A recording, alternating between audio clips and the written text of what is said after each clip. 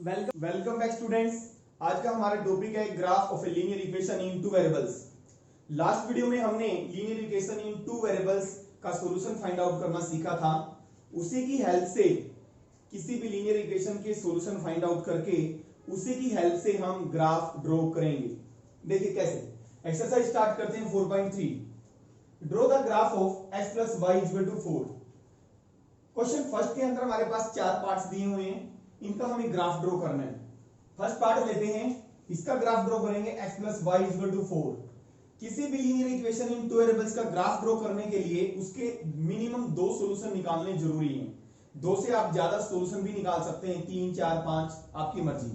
तो 2 सॉल्यूशन हम देखिए, पहले सॉल्यूशन फाइंड आउट करते हैं। यहां से हम y की वैल्यू निकाल लेते हैं, बेटर रहेगा।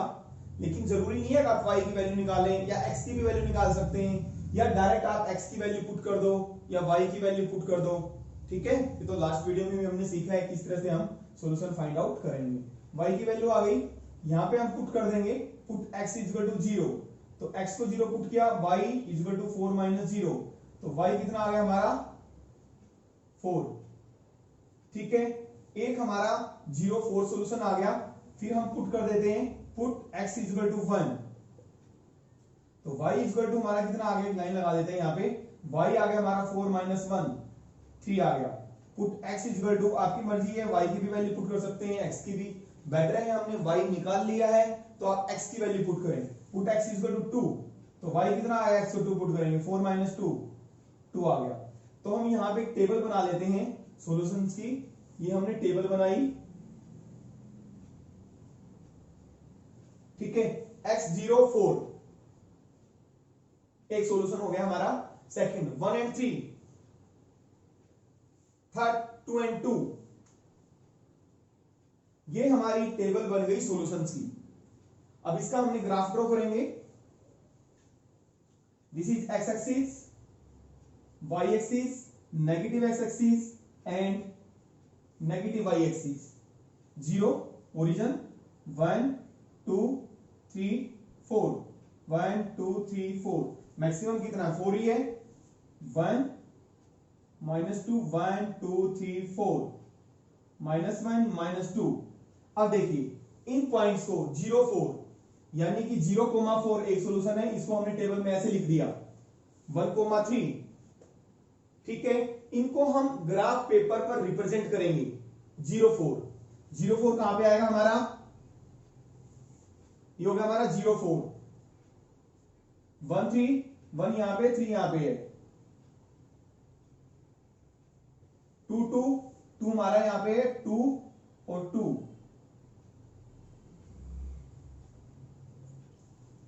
मैंने 3 सॉल्यूशन फाइंड आउट किए हैं, आप चाहें तो 3 से ज्यादा भी सॉल्यूशन फाइंड आउट कर सकते हैं। इन पॉइंट्स को स्केल से ज्वाइन करेंगे आप।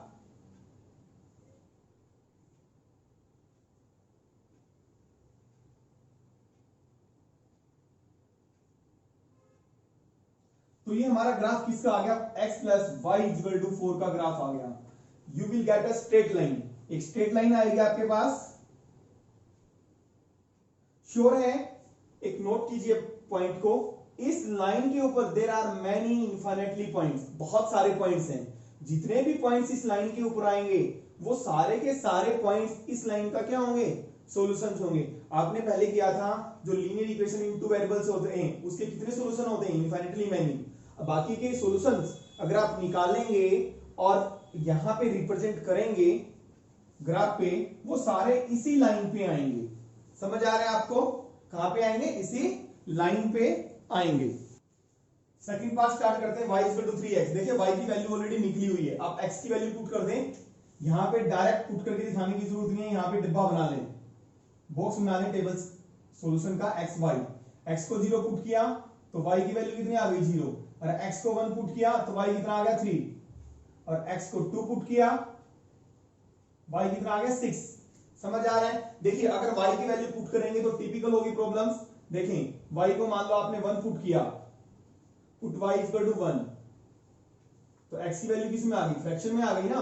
तो दिक्कत होगा रिप्रेजेंट करना, ग्राफ पे इस पॉइंट को रिप्रेजेंट करने में प्रॉब्लम होगी। तो बेटर है y का कोफिशिएंट यहां पे 1 है, x की वैल्यू पुट करें, y ऑलरेडी यहां से निकला हुआ है, आइसोलेट है अलग से। ठीक है, तो यहां पे हम इसका ग्राफ बना देंगे।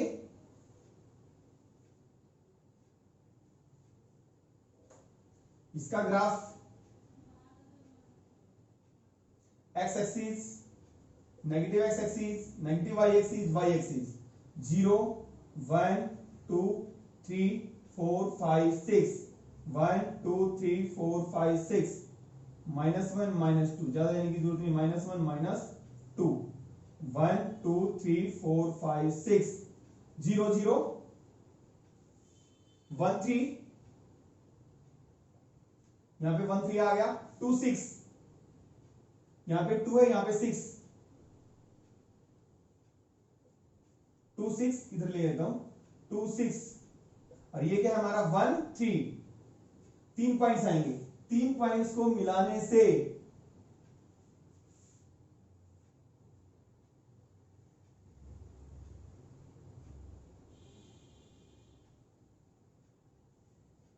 ये ग्राफ आ गया हमारा, किसका है, y इक्वल टू 3x का। समझ में आ रहा है, यानी कि आप जितने सोल्यूशन निकालते हैं, 2 निकाले या 3 निकाले, मिनिमम 2 की जरूरत है, वो इस ग्राफ पे रिप्रेजेंट करेंगे, उनको मिलाने से जो स्ट्रेट लाइन आएगी वो क्या होगा, गिवन इक्वेशन का ग्राफ होगा। फोर्थ पे आते हैं हम, 3 equal to 2x plus y. देखिए बेटर आप x की वैल्यू पुट करके y की निकाल सकते हैं, y की वैल्यू पुट करेंगे तो x की आ जाएगी। बेटर है यहां से एक वैल्यू निकाल लें, मैं y की वैल्यू निकालता हूं, जिसके साथ कोफिशिएंट 1 है, y का कोफिशिएंट कितना 1, उसकी वैल्यू निकाल लें, तो y निकाला 2x इधर आ जाएगा 3 माइनस 2x, तो y कितना आ गया मेरा 3 माइनस 2x। अब इसमें वैल्यू पुट कर देंगे आप, पुट x इक्वल टू 1, यहां डायरेक्ट डिब्बा बना लें हम, देखिएगा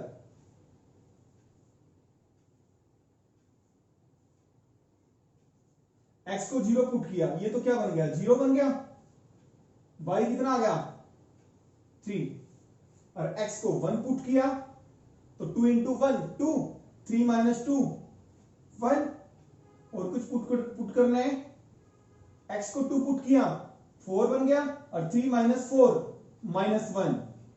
देखो कितनी जल्दी हमारे सॉल्यूशंस निकल गए ना सॉल्यूशन जल्दी से, तो पुट करके दिखाने की जरूरत नहीं है, पुट x इक्वल टू 0, फिर y की वैल्यू आएगी, ऐसा करना चाहो कर सकते हो, ये बढ़िया है, जल्दी हो जाएगा हमारा। तो यहां पे हम ग्राफ ड्रॉ करेंगे, 0 x axis, negative x axis, y axis, negative y axis, 0 1 2 3 1 2 3 -1 -2 -1 -2 1 2 3। देखिए गैप इक्वल लेना है, मैंने 1 यूनिट माना है 5 डिविजन्स को या 10 डिविजन्स को मान ले, ये आपको चैप्टर 3 में आपने सीखा है अच्छी तरह से। 0 3 0 3 ये हो गया हमारा 1 1 1 1 1 1 हमारा ये आ गया पॉइंट, 2 -1 2 है, और -1 यहां पे है, ये आ गया हमारा 2 -1। इन 3 पॉइंट्स को हम क्या करेंगे, मिला देंगे आपस में, मिलाने से जो स्ट्रेट लाइन आएगी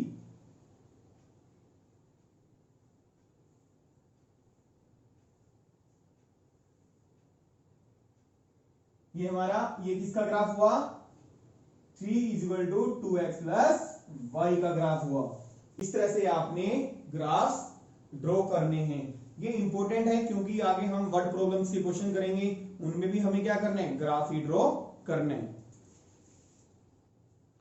देखिए क्वेश्चन नंबर 2 स्टार्ट करते हैं, give the equations of two lines passing through 2 and 14, 2,14। आपने दो लाइंस की इक्वेशन फाइंड आउट करनी है जो किस पॉइंट से पास करती हैं, 2 and 14 से। How many more such lines are there and why. आपने बताना है इस पॉइंट से पास करती हुई कितनी लाइंस हो सकती हैं एंड व्हाई, और क्यों। देखिए 2 and 14, एक पॉइंट से पास करती हुई कितनी लाइंस हो सकती हैं, बहुत सारी लाइंस हो सकती हैं। अब सिर्फ आपने इक्वेशन कितनी लाइंस की लिखनी है, 2 लाइंस की। Equations of any 2 lines passing through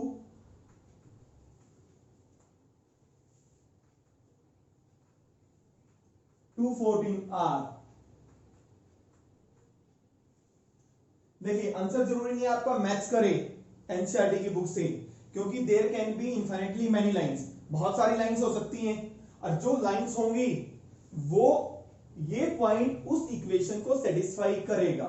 sure है, क्योंकि आपको पता है जो भी लाइन इस पॉइंट से पास करेगी ये पॉइंट उस लाइन का क्या होगा, सॉल्यूशन होगा।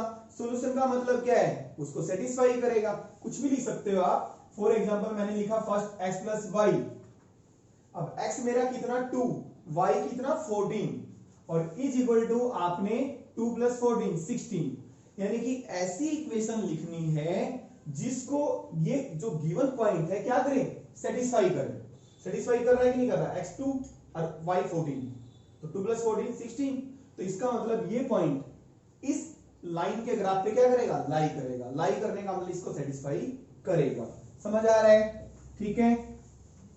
सेकंड, बट अगर कुछ भी लिख सकते हैं आप, कोई भी इक्वेशन बना सकते हैं, x माइनस वाई या 2x plus y, 3x minus y, 3x plus 4y, but जो इक्वल लिखे वो वैल्यूज पुट करके जो लग रहा है लेफ्ट किसके इक्वल होनी चाहिए, राइट के। तो 2x2 है और y कितना है 14 माइनस 12, तो माइनस 12। समझ आ रहा है। अगर मान लो आपने लिखा y इक्वल टू सपोज कुछ भी, y इक्वल टू y कितना 14 और x लिखा यहां पे 2, तो 7x लिखना पड़ेगा आपको, तो y इक्वल टू 7x लिखेंगे आप, क्योंकि x को 2 पुट करेंगे तो y कितना हो जाएगा 14, y कितना 14, सेटिस्फाई करेगा इस इक्वेशन को। तो बहुत सारी इक्वेशंस हो सकती हैं। आ रहा समझ में। And how many more such lines, there are infinitely, ये अब इसका आंसर लिख रहे हैं हम, how many more such lines, there are infinitely many lines. Reason, because reason है we can draw infinitely many lines passing through a point.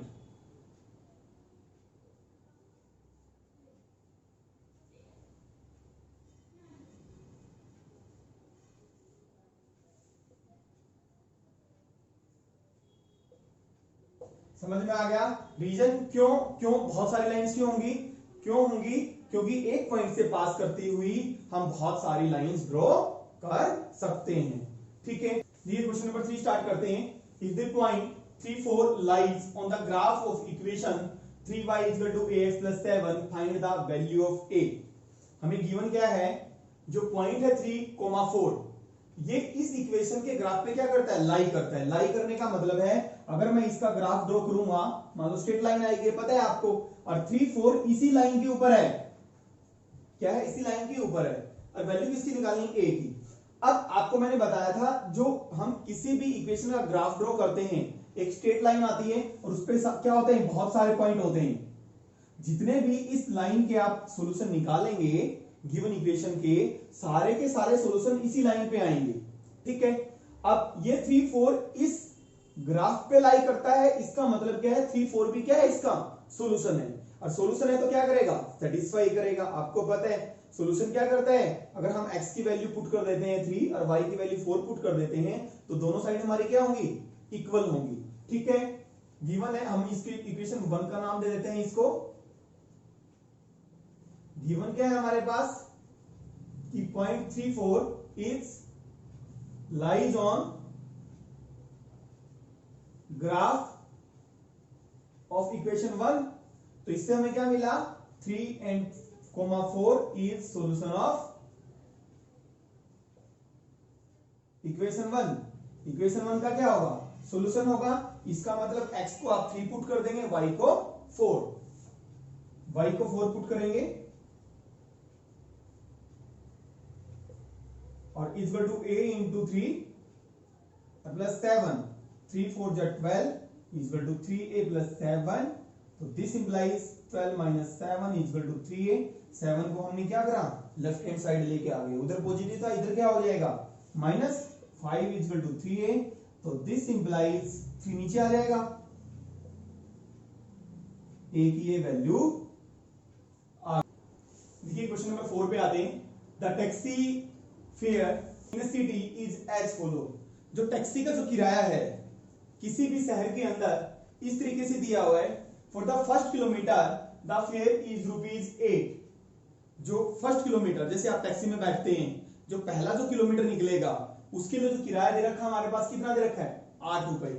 And for the subsequent distance it is ₹5 per kilometre. Subsequent का मतलब है उसके बाद के जो kilometers हैं, second kilometer, third kilometer, fourth kilometer, fifth kilometer, कितना है? ₹5 per kilometer. Taking the distance covered as x kilometer and total fare as ₹y। Total distance covered हमारे पास कितना दे रखा है? x किलोमीटर, और जो टोटल फेयर दे रखा है ₹y। Right a linear equation for this information and draw it's graph. हमने जो ये वर्ड प्रॉब्लम दी गई है हमारे पास, इससे हमें एक लीनियर इक्वेशन निकालनी है और उसका हमें क्या करना है? ग्राफ ड्रॉ करना है। मोस्ट इंपोर्टेंट क्वेश्चन है। देखिए, जहां पे भी इस टाइप की प्रॉब्लम्स आ जाए कि फर्स्ट किलोमीटर के लिए फिक्स है, ठीक है, या फर्स्ट 2 किलोमीटर के लिए फिक्स है, या फर्स्ट 3 किलोमीटर के लिए फिक्स है, और बाकी के जो आगे के किलोमीटर्स हैं उसके लिए किराया इतना है, तो उस क्वेश्चन में आपने क्या करना है? पहले जो दे रखा है वो लिख लें। फॉर फर्स्ट किलोमीटर फेयर कितना दे रखा है? जो किराया हमारा कितना दे रखा है? ₹8। For subsequent distance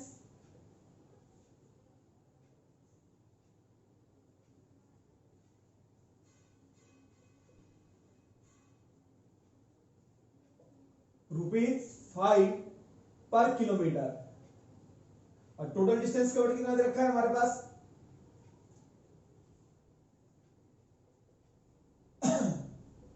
x kilometre, और टोटल हमारे पास जो फेयर दे रखा है, टोटल किराया ₹y दे रखा है।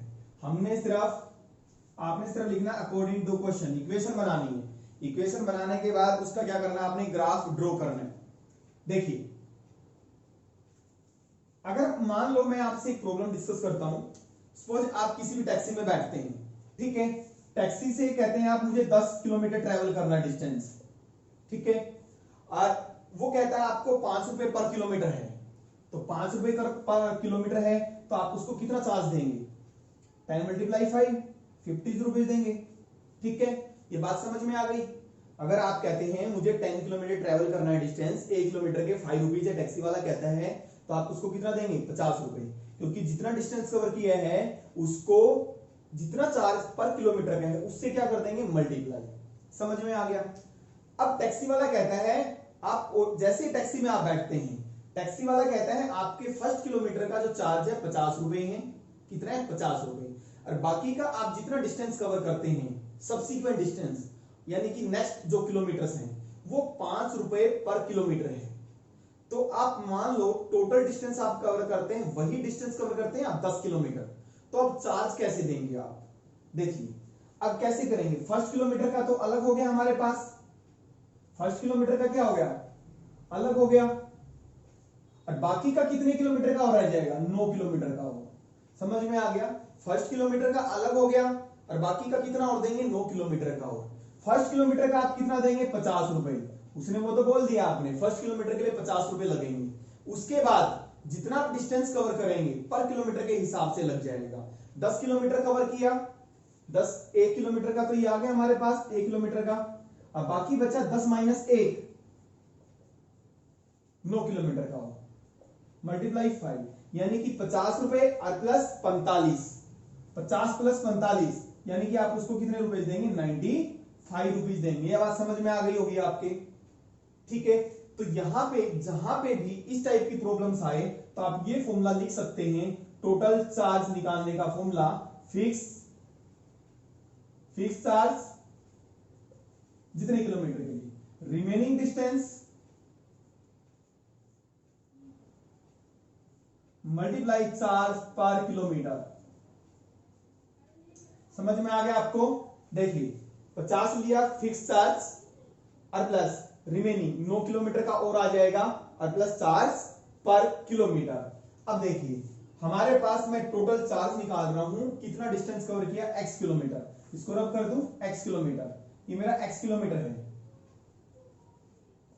अब 1 किलोमीटर का तो ये आ गया आपका 1 किलोमीटर का कितना 8 रुपए, ठीक है। फिक्स चार्ज 8 किलोमीटर है, सॉरी 8 रुपए है। फिर बाकी का जो रिमेनिंग डिस्टेंस बचा अब उसका और निकालना है। टोटल x किलोमीटर है, 1 किलोमीटर और जाएगा तो कितना डिस्टेंस बचेगा ये x माइनस 1। समझ आ रहा है? यहां पे जैसे 10 माइनस 1 किया था मैंने, 9 बच गया था। अब 1 किलोमीटर का ये आ गया, बाकी का कितने का डिस्टेंस और बचेगा x माइनस 1 किलोमीटर का, तो रिमेनिंग डिस्टेंस बचा x माइनस 1। और 1 किलोमीटर का चार्ज कितना है 5 रुपए। ये आ गया हमारा टोटल चार्ज कितने किलोमीटर के लिए x किलोमीटर के लिए।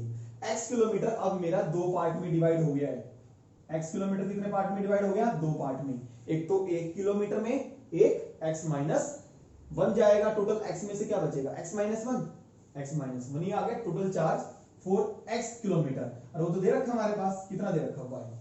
इस तरह से आपने इक्वेशन बनाई, ये फॉर्मूला आप लर्न कर सकते हैं। टोटल चार्ज निकालने का fix charge plus remaining distance जितना भी बचेगा और प्लस चार्ज पर किलोमीटर। एक चीज और ध्यान में रखें आप, जैसे मान लो यहाँ पे फिक्स चार्ज 1 किलोमीटर के लिए दिया है, मान लो ये फर्स्ट किलोमीटर का जो चार्ज दिया होता 2 किलोमीटर के लिए दिया होता, यहाँ पे वही रहता 2 किलोमीटर के लिए रहता, बाकी रिमेनिंग डिस्टेंस x माइनस 2 हो जाता है यहाँ पे। समझ आ रहा है, x माइनस 2 हो जाता है यहाँ पे रिमेनिंग। अब 1 किलोमीटर का ये तो x माइनस 1 का, अगर 2 किलोमीटर के लिए दिया होता तो यहाँ पे कितना बच जाता x माइनस 2 बच जाता हमारे पास। इस बात को समझना जरूरी है। तो this implies y is equal to, देखिए मेन हमने यही इक्वेशन बनाई है, बाकी तो दिया हुआ था हमने ये लिख दिया और कुछ नहीं है, 8 प्लस 5x माइनस 5। तो this implies y is equal to 5x plus 3। ये इक्वेशन बन गई हमारे पास। इसका अगर हम बॉक्स बनाएंगे x y, अब x की वैल्यू 0 पुट कर दें, y की वैल्यू कितनी आ जाएगी 0 प्लस x को 0 पुट किया, ये तो 0 हो गया, 3 आ गया। अब x को 1 पुट कर दें, पुट करके दिखाना है, लेंथी हो जाएगा, आपकी मर्जी है, या डायरेक्ट टेबल बना लेना। x को 1 पुट कर दिया, 5 इंटू 1 5, 5 प्लस 3 कितना आ गया 8, ठीक है। अब माइनस 1 पुट कर देते हैं हम, x को माइनस 1 पुट किया, माइनस 5 प्लस 3, माइनस 1 पुट कर देते हैं हम, माइनस 1 पुट किया, माइनस 5 और प्लस 3 माइनस 2। समझ में आ गया?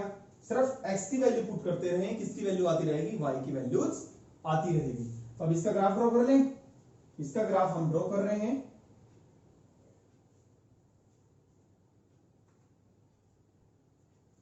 x axis, y axis, negative y axis, negative x axis. तो 0 1 और 8, 2 2 का गैप ले लेते हैं, या 1 2 3 4 5 6 7 8, 2 3 4 5 6 7 8, माइनस 1 माइनस 2 माइनस 1 माइनस 2, 1 2 3 4 5 6 7 8, 1 2 3 4 5 6 7 8, 0 3 हमारा यहाँ पे आ गया, 1 8, 1 यहाँ पे है, 8 यहाँ पे है, तो ये आ गया हमारा पॉइंट 1 और 8। तीसरा पॉइंट और ड्रॉ कर लेते हैं, माइनस 1 एंड माइनस 2। माइनस 1 हमारा कहां पे है, x, ये रहा माइनस 1, और माइनस 2, माइनस 1 और माइनस 2 हमारा यहां पे आ जाएगा। तो ये कितना आ गया, माइनस 1 एंड माइनस 2। अब इन पॉइंट्स को हम क्या करेंगे, मिला देंगे। इन पॉइंट्स को क्या करेंगे, मिलाएंगे।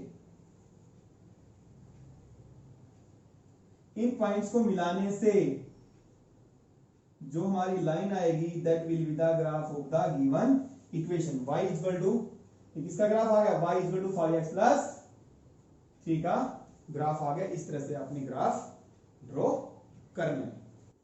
देखिए क्वेश्चन नंबर 5 स्टार्ट करते हैं। From the choices given below choose the equation which graph is given.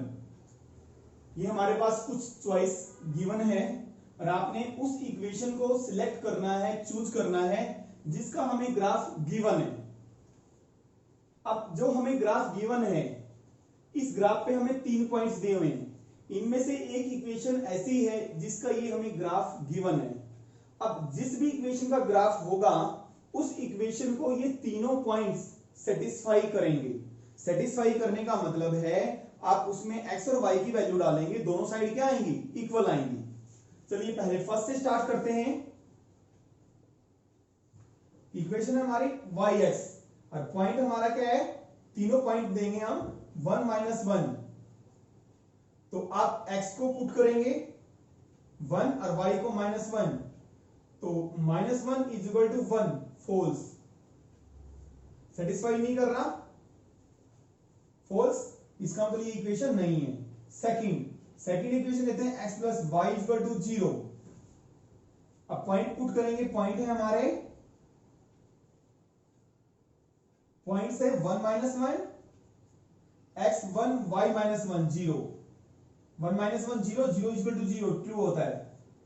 और फिर पॉइंट है हमारा 0 0, क्योंकि ये जो ग्राफ है हमारा, जो इक्वेशन का ग्राफ दिया हुआ है, इस पर 3 पॉइंट्स दिए हुए हैं, तीनों हम पुट करके देखेंगे। 0 + 0 0 ट्रू है, दोनों साइड इक्वल है। और -1 and 1, x -1 y 1, 0 -1 + 1 0 और 0 इक्वल टू 0, ये भी क्या हो रहा है, ट्रू हो रहा है, यानी कि लेफ्ट इक्वल टू किसके आ रहा है, राइट के। इसका मतलब ये तीनों पॉइंट्स हैं इस इक्वेशन को क्या कर रहे हैं, सेटिस्फाई। तो सेटिस्फाई कर रहे हैं, इसका मतलब तीनों इस इक्वेशन के सॉल्यूशन है। इसका मतलब ये जो हमारा ग्राफ है किस इक्वेशन का है, x + y = 0।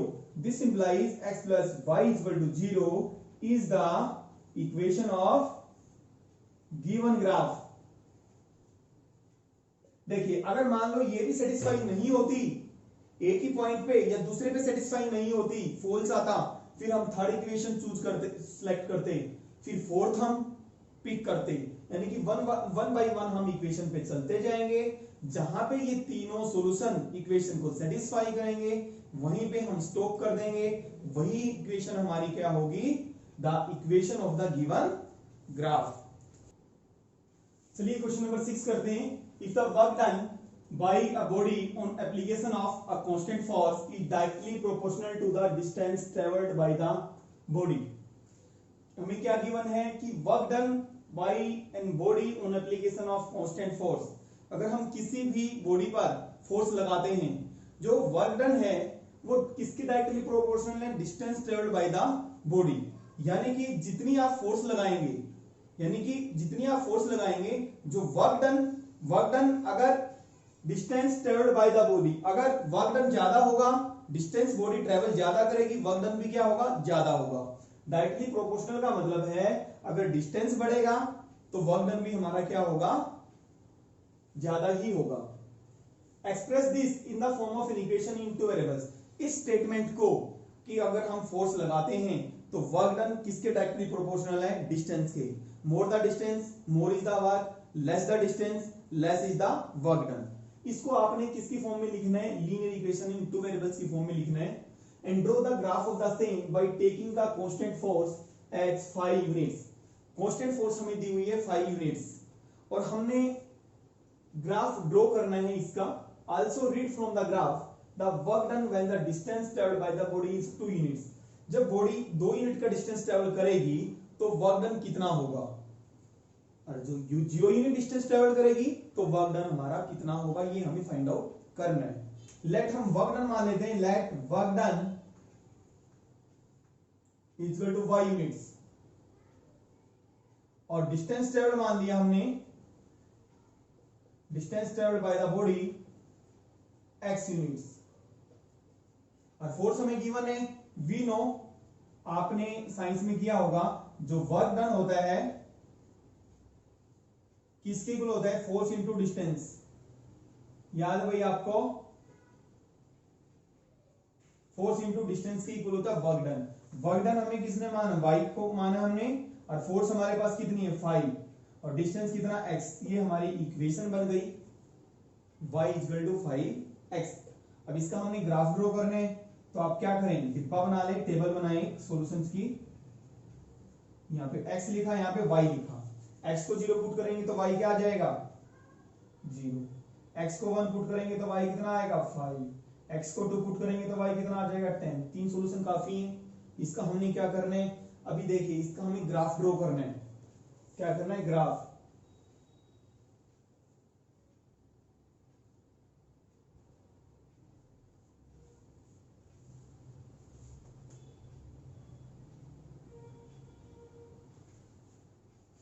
0, 2 2 का गैप ले लेते हैं 2, 1 का ही काफी है, 1 2 3 4 5 6 7 8 9 10।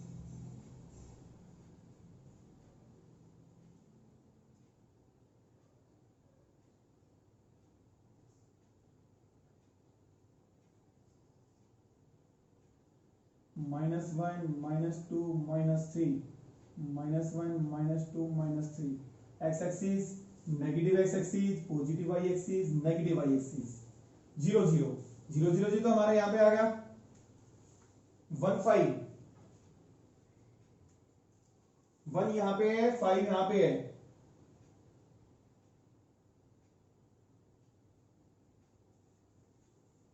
तो ये हमारा पॉइंट क्या होगा 1 5, 2 10, 2 10,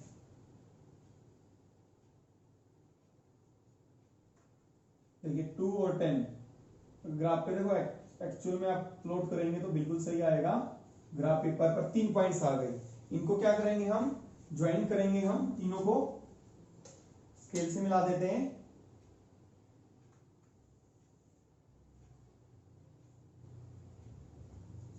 तीनों को हमने मिला दिया, ये आ गया हमारा ग्राफ जो कि हमें फाइंड आउट करना था। अब क्या कहता है, also read from the graph the work done when the distance travelled is 2 unit. जब डिस्टेंस, बॉडी डिस्टेंस अगर 2 यूनिट ट्रेवल करती है तो आपने वर्क कितना किया, यानी कि फोर्स ने कितना काम किया, तो यानी कि डिस्टेंस ट्रेवल यानी कि x 2 है तो y की वैल्यू निकालनी है, x 2 है तो y की वैल्यू यहां पे कितनी आ रही है 10, यहां से भी हमने निकाल ली है। First when distance 2 units, distance is equal to 2 units, तो वर्क डन कितना है, ये हमें निकालना 10 यूनिट्स, यहां से भी पता लग जाएगा आपको, लेकिन ये आंसर आपने अलग से लिखना है।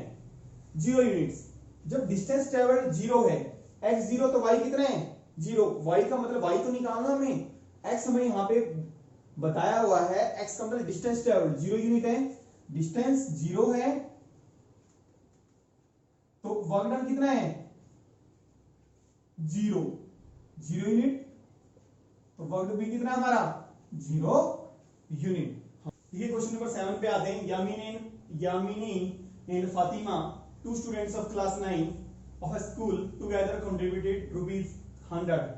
2 स्टूडेंट्स दी हुई हमारे पास, यामिनी एंड फातिमा, दोनों क्या करते हैं कंट्रीब्यूट करते हैं, यानी कि अपना योगदान देती है ₹100 का। किसमें देती हैं, towards the prime minister relief fund to help the earthquake victims. जो भूकंप से पीड़ित जो व्यक्ति हैं उनकी हेल्प करने के लिए प्रधानमंत्री राहत कोष में वो दोनों मिलके कितने का कंट्रीब्यूशन देती हैं ₹100 का, यानी कि अगर एक 30 रुपए का देती है तो दूसरी 70 रुपए देती है, अगर दोनों हो सकता है मे बी 50 रुपीज भी देती हूँ। Right a linear equation which satisfy this data, इस डाटा को जो सेटिस्फाई करे वो आपने एक लीनियर इक्वेशन लिखनी है। You may take their contribution as ₹X and Y, mention किया हुआ है, आप उनकी कंट्रीब्यूशन x और y ले सकते हैं। अब हमें नहीं पता किसने कितना कंट्रीब्यूशन दिया हुआ है, इसलिए हम एक का कंट्रीब्यूशन x मान लेंगे, दूसरे का y मान लेंगे, और दोनों का मिलके कितना है ₹100, यानी कि x + y = 100, ये इक्वेशन बन जाएगी। लेट, उनका कंट्रीब्यूशन x एंड y बोला हुआ है, आप एक का x ले लें, एक का y। Let Yamini contribution ₹X और Fatima contribution according to question दोनों का मिलके कितना बन रहा है ₹100 बन रहा है। यहां से आप वैल्यू निकालना चाहें x या y की, निकाल लें, बेटर है। अब इसका क्या बनाना है आपने, सॉल्यूशन टेबल बना लें एक। देखिए x y, x को 0 पुट करेंगे तो y कितना आ गया, ये तो 0 बन गया, 100 - 0 100 आ गया। अब देखिए 1 पुट करना चाहिए 1 पुट कर दें, लेकिन स्केल डिवीजन में फर्क पड़ जाएगा हमारा, बेटर है हम कुछ और वैल्यू ले लें, 50 वैल्यू ले लेते हैं। 50 हमने वैल्यू ली तो y कितना आ गया, 100 - 50 50 आ गया। कुछ और वैल्यू ले लें,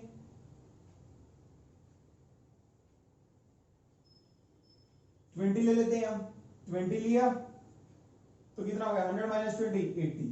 कोई भी वैल्यूज ले सकते हैं आप, 1 2 3 भी ले सकते थे आप, 1 ले लेते तो दिक्कत हो जाती है हमारी 99 आती, तो 199 को ग्राफ हमारा कंसिस्टेड होता। बेटर है हम ये वैल्यूज ले लें।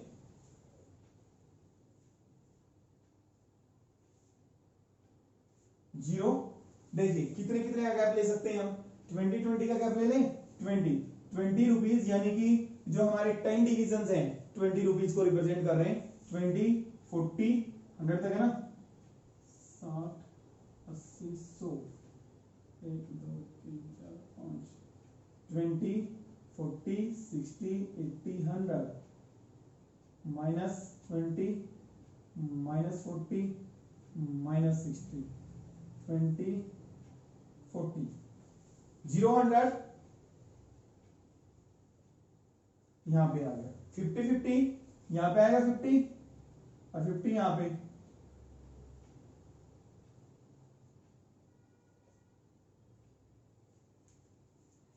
ट्वेंटी 80 20 यहां पे 80 यहां पे, और तीनों पॉइंट्स को क्या करेंगे मिला देंगे स्केल से।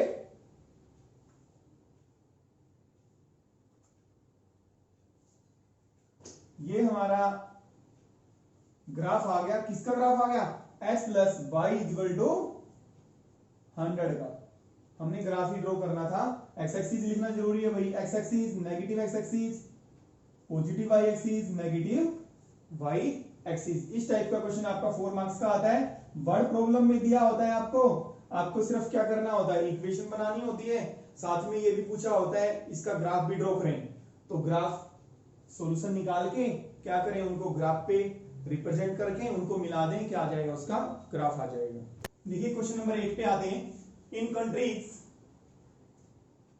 Like USA and Canada temperature is measured in Fahrenheit, whereas in countries like India it is measured in Celsius। Countries like USA और कनाडा जैसे देशों में जो टेम्परेचर जो मेजर किया जाता है वो फारेनहाइट में मेजर किया जाता है, ये आपने लोअर क्लासेस में पढ़ा होगा। और इंडिया में हम जो टेम्परेचर मेजर करते हैं वो किस में मेजर करते हैं, सेल्सियस में। जैसे हम कहते हैं टेम्परेचर आज 30 डिग्री सेल्सियस है, 40 डिग्री सेल्सियस है, लेकिन विदेशों में जैसे अमेरिका वगैरह देश हैं वो कनाडा वगैरह, उनमें टेम्परेचर किस में, जैसे 40 डिग्री फारेनहाइट बोलेंगे, क्योंकि वहां का जो यूनिट है वो क्या है, टेम्परेचर मेजर की फारेनहाइट है। Here is a relation linear equation that converts Fahrenheit to Celsius। ये हमारे पास रिलेशन दिया हुआ है F और C में। F का मतलब टेम्परेचर फारेनहाइट में और C का मतलब है टेम्परेचर इन सेल्सियस। यानी कि अगर हमारा सेल्सियस में टेम्परेचर होगा, मान लो हमारा आज का टेम्परेचर 30 डिग्री, तो फारेनहाइट में टेम्परेचर हम इससे निकाल सकते हैं। C की वैल्यू 30 पुट करेंगे तो F की वैल्यू आ जाएगी। ठीक है, ये रिलेशन दिया हुआ है टेम्परेचर इन फारेनहाइट और सेल्सियस के बीच में, लीनियर इक्वेशन की फॉर्म में। Draw the graph of the linear equation. इस लीनियर इक्वेशन का हमें ग्राफ ड्रॉ करना है। अब using Celsius for x axis and Fahrenheit for y axis. Celsius को हमने अलोंग एक्स एक्सिस लेना है और फारेनहाइट को हमें वाई एक्सिस के अलोंग लेना है। देखिए इधर ये हमारे पास दिया हुआ है, इसके बाकी भी पार्ट्स हैं और भी है, बट हमें पहले फर्स्ट पार्ट कर लेते हैं क्योंकि उसका ग्राफ ड्रॉ करेंगे हम। f equal to 9/5c plus 32। आप c को x मान सकते हो, लेट, क्योंकि सेल्सियस को किसके अलोंग एक्सिस के अलोंग रिप्रेजेंट किया है, let c equal to x और f इक्वल टू y। तो y इक्वल टू क्या होगा 9/5c प्लस 32। वैल्यूज पुट करें, put x equal to put sorry ये हमने x माना है, पुट x इक्वल टू एक टेबल बना लेते हैं यहाँ पे, put x equal to 0, x को 0 पुट किया तो 9/5 0 प्लस 32, तो 0 प्लस 32 वैल्यू आ गई y की। पुट x इक्वल टू एक ऐसी वैल्यू पुट कर लेते हैं जो इसको कैंसिल करे, put x equal to 10, x को हमने 10 पुट किया तो y की वैल्यू क्या आएगी हमारी 9/5 इंटू 10 प्लस 32, तो कैंसिल हो जाएगा ये 2 पे, 9 2 जा 18, 18 प्लस 32 कितना आ गया 50, तो y की वैल्यू कितनी आ गई 50। एक थर्ड सॉल्यूशन और निकाल लेते हैं, x को हम 5 पुट कर लेते हैं, पुट x इक्वल टू 5, तो y equal to 9/5 multiply 5 plus 32, cancel हो गया 5 से 5, 9 प्लस 32 तो कितना आ गया 41। समझ में आ गई। अब हम सॉल्यूशन टेबल बना लेते हैं इसकी। सॉल्यूशन टेबल क्या बनेगी हमारी, x y लिख देते हैं हम। x 0 है तो y कितना है 32, x 10 है तो y कितना है 50, और x 5 है तो y कितना है, x हमारा 5 है तो y है 41। अब हम इसका ग्राफ ड्रॉ करेंगे। देखिए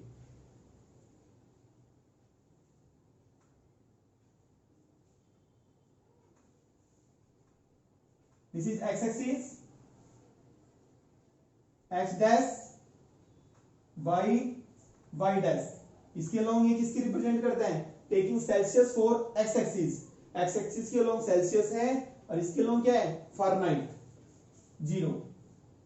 10 का गैप ले लेते हैं, 10 मैक्सिमम कितना है 50, 10 20 30 40 10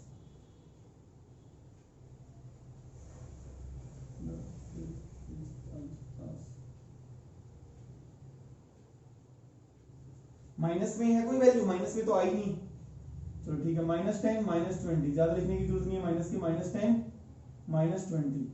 देखिए 032 कहां पे आएगा, 30 से 40 तक 10 डिवीजन आएंगे छोटे छोटे, तो 32 का हम अंदाजा लगा लेंगे, हमारा यहां पे आएगा 032। ठीक है 10 और 50, 10 यहां पे 50 यहां पे, 10 और 50 का यहां पे लिख देता हूं 032, और 10 50 ये आ गया हमारा 5 और 41, 5 है हमारा यहां पे बीच में आएगा और 41 आएगा यहां पे, 5 एंड 41 समझ में आ गया ना भाई, क्योंकि यहां पे 10 डिवीजन है तो 41 हमारा यहां पे आ जाएगा। और स्केल देखते हैं हम, इसको हम मिला देते हैं, तीनों पॉइंट्स को हमने मिलाया,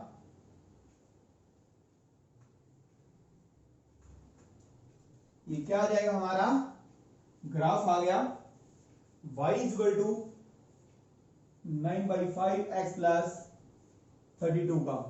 फर्स्ट पार्ट हमारा यही था कि हमें इसका क्या करना था, ग्राफ ड्रॉ करना था। देखिए क्वेश्चन नंबर 8 के सेकंड पार्ट पे आते हैं। If the temperature is 30 degree Celsius what is the temperature in Fahrenheit, यानी कि अगर टेम्परेचर हमारा 30 डिग्री सेल्सियस है तो फारेनहाइट में वही टेम्परेचर कितना होगा, यानी कि मतलब है C की वैल्यू अगर 30 है तो F की वैल्यू क्या होगी। हम इक्वेशन को F और C में ही रहने देते हैं, वहां पे हमने x और y को, क्योंकि हमारा आसान हो जाए सॉल्यूशन निकालना, इसलिए हमने x और y पुट कर दिया, अदरवाइज आपकी मर्जी आप x y ना पुट करें।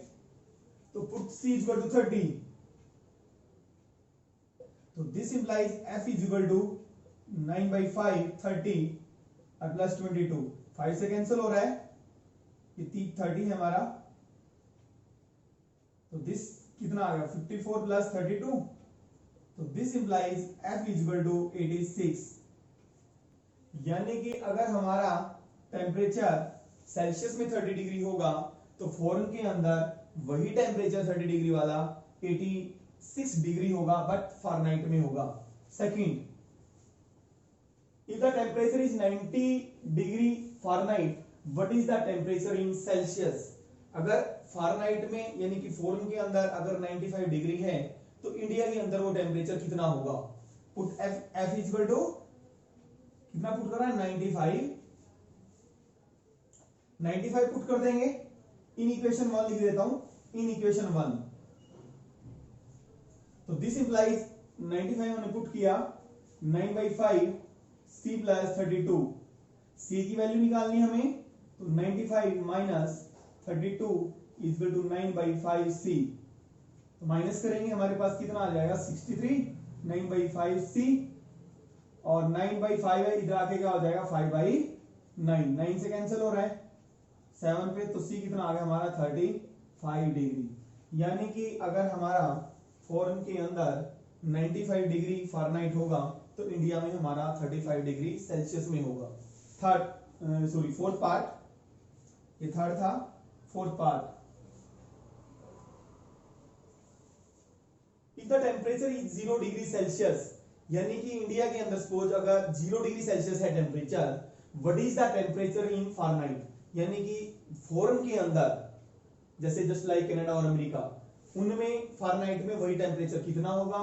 If temperature is 0 degree F, यानी कि अगर 0 डिग्री फारेनहाइट में है तो सेल्सियस में वो कितना होगा, यानी कि अगर इंडिया के अंदर 0 डिग्री है तो फॉरेन के अंदर फारेनहाइट में क्या होगा।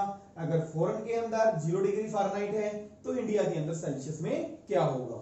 ठीक है, put C is equal to, यहां पे put C is equal to 0 in equation first, यानी कि C हमारा कितना 0, तो F की वैल्यू निकालनी है, तो this implies F is equal to 9/5 0 plus 32, तो F की वैल्यू कितनी आ गई 32, यानी कि अगर हमारे टेम्परेचर इंडिया में 0 डिग्री है तो विदेशों में कितना होगा 32 डिग्री फारेनहाइट में होगा। फिफ्थ पार्ट में, अच्छा ये फोर्थ ही चल रहा है, sorry, temperature in 0 degree, put F is equal to 0, F को 0 पुट किया इन इक्वेशन 1, तो C की वैल्यू निकालनी है, 0 is equal to 9/5 C plus 32, तो this implies 9C/5 minus 32, this implies C is equal to minus 32, क्या हो जाएगा 5/9 हो जाएगा, this implies C is equal to minus 160/9, divide कर सकते हैं, माइनस 17.8 आ जाएगा डिग्री, ये आ गया सेल्सियस में टेम्परेचर, यानी कि अगर फॉरेन में टेम्परेचर 0 डिग्री फारेनहाइट होगा तो इंडिया के अंदर वो टेम्परेचर माइनस में होगा, माइनस 17.8 डिग्री सेल्सियस। देखिए फिफ्थ पार्ट पे आ जाते हैं, is there is a temperature in which is numerically the same in both Fahrenheit and Celsius, क्या ऐसा कोई टेम्परेचर है जो न्यूमेरिकली सेम है फारेनहाइट में और सेल्सियस में, यानी कि जो फारेनहाइट में वैल्यू है सेल्सियस में भी उसकी वही वैल्यू है। इफ यस फाइंड इट, उसको फाइंड आउट करना है। Put C equal to F, C को F क्यों पुट किया, क्योंकि हमने वो टेम्परेचर निकालना है जिसकी वैल्यू न्यूमेरिकली का मतलब है वेदर माइनस और प्लस, क्योंकि आपको पता है फॉर एग्जांपल -2 की न्यूमेरिकल वैल्यू क्या होती है 2 होती है, यानी कि दोनों की वैल्यू चाहे माइनस में हो चाहे प्लस में हो सेम हो।